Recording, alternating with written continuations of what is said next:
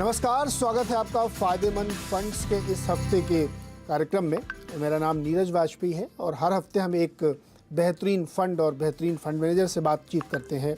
आज हम जिनसे बातचीत करने वाले हैं उनका नाम है पंकज टिब्रेवाल और वो कोटक एएमसी में सीनियर एग्जीक्यूटिव वाइस प्रेसिडेंट और फंड मैनेजर हैं।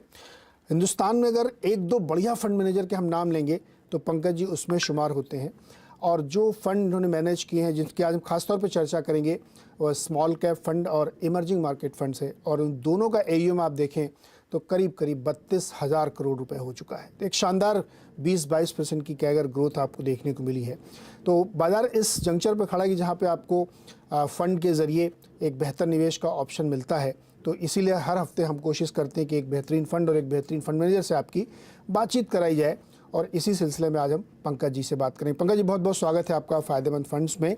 और इससे पहले कि मैं आपके फ़ंड के अंदर एंटर करूं, उसकी निटिग्रिटीज़ को समझूंगा, हम पहले ये जानना चाहते हैं कि थोड़ा सा जो ये मार्केट का इस समय सिनेरियो है, पिछले 1-1.5 महीने से हम लोगों ने एक बड़ी तेज़ रफ्तार से हाइस की तरफ रफ्तार बढ़ा दी है।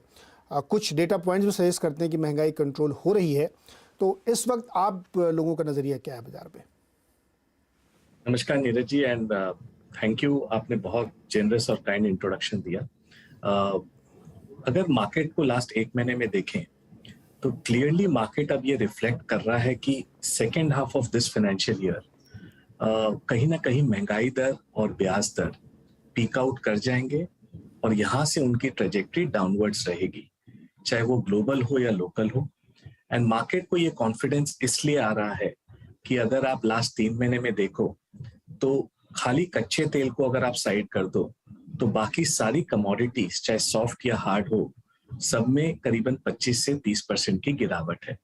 और कहीं ना कहीं मार्केट अब ये व्यू फॉर्म कर रहा है कि ब्याज दर और इन्फ्लेशन महंगाई दर दोनों यहाँ से नीचे आएंगे और उनकी ट्रेजेक्टरी पिक आउट हो गई है।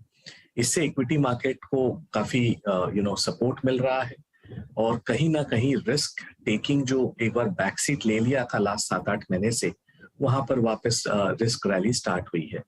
ये खाली इंडिया का माहौल नहीं है, हमने यूएस में भी देखा कि जुलाई महीने में नास्डैक एस&पी में काफी बेहतरीन प्रदर्शन किया और हमने भी पार्टिसिपेट किया।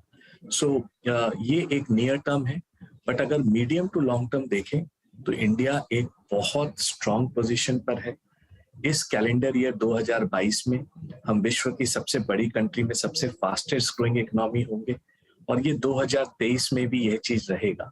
और सारे निवेशक इस चीज को नोटिस कर रहे हैं कि इंडिया एक गोल्डन डेकेड एरा में एंटर कर रहा है।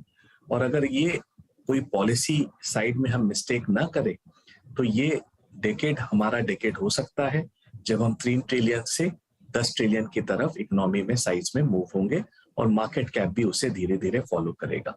तो शॉर्ट टर्म में नॉइजेस बहुत रहेंगे नीरज जी, कभी रूस, कभी यूक्रेन, कभी दुबई, कभी लीबिया, कभी क्रूड, कभी यूएस, कभी यूरोप। बट अगर जो निवेश अपने सेंटिमेंट और इमोशन को संभाल के चले और बिग पिक्चर को ना मिस करे तो ये डेकेड काफी रिवॉर्डिंग रह सकता है निवेशकों के लिए, इंडिया के लिए। जी, बिल्कुल सही कहा आपने। और जिस तरीके